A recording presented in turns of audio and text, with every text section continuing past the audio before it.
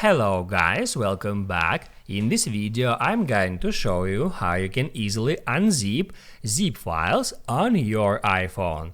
Be sure to watch the video to the very end so you don't make any mistakes, and of course do not forget to like this video and subscribe to my channel. So let's begin, and first off you need to open up Files app to get access to the files on your device or on your iCloud drive. Then just search for zip files. Here I got one, and then in order to unzip this file you should just click on that file.